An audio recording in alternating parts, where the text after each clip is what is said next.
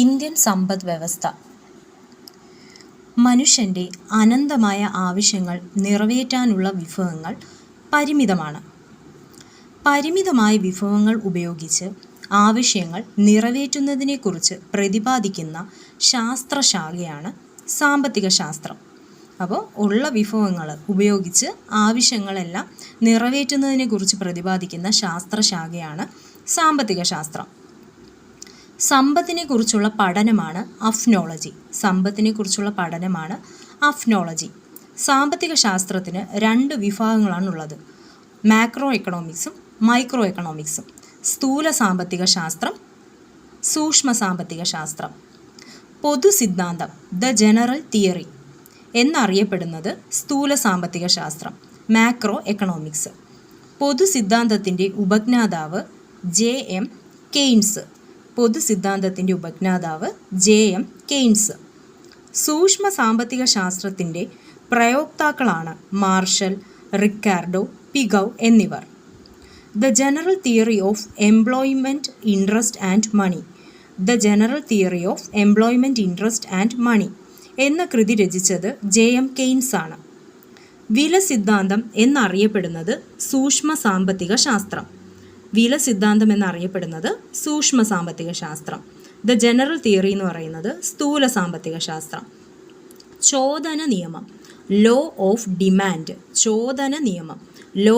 Demand അവതരിപ്പിച്ചത് Alfred Marshall. അദ്ദേഹത്തിൻ്റെ പ്രസിദ്ധമായ മറ്റൊരു പുസ്തകമാണ് സാമ്പത്തിക ശാസ്ത്ര തത്വങ്ങൾ, principles of economics. Bad money drives good money out എന്ന നിയമത്തിൻ്റെ ഉപജ്ഞാതാവ് Thomas Gresham. Comparative cost advantage എന്ന നിയമത്തിൻ്റെ ഉപജ്ഞാതാവ് David Ricardo. Theory of distribution അവതരിപ്പിച്ചത് ഡേവിഡ് റിക്കാർഡോ. പണം ചെയ്യുന്നത് എന്താണോ അതാണ് പണം. Money is what money does എന്ന് അഭിപ്രായപ്പെട്ടത് Peter V Walker. Economic history of India under early British rule എന്ന പുസ്തകത്തിൻ്റെ കർത്താവ് R.C. ദത്ത്. അപ്പോൾ സാമ്പത്തിക ശാസ്ത്രം എന്ന് പറഞ്ഞു കഴിഞ്ഞാൽ പരിമിതമായിട്ടുള്ള വിഭവങ്ങൾ ഉപയോഗിച്ച് ആവശ്യങ്ങൾ നിറവേറ്റുന്നതിനെക്കുറിച്ച് പഠിക്കുന്നതാണ് സാമ്പത്തിക ശാസ്ത്രം. സമ്പത്തിനെക്കുറിച്ചുള്ള പഠനമാണ് അഫ്നോളജി.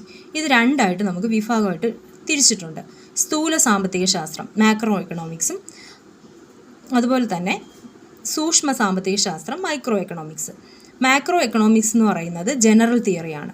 മൈക്രോ എക്കണോമിക്സ് എന്ന് പറയുന്നത് ദ പ്രൈസ് തിയറി, വില സിദ്ധാന്തമാണ്. സൂക്ഷ്മ സാമ്പത്തിക ശാസ്ത്രത്തിൻ്റെ പ്രയോക്താക്കളാണ് മാർഷൽ, റിക്കാർഡോ, പിഗോ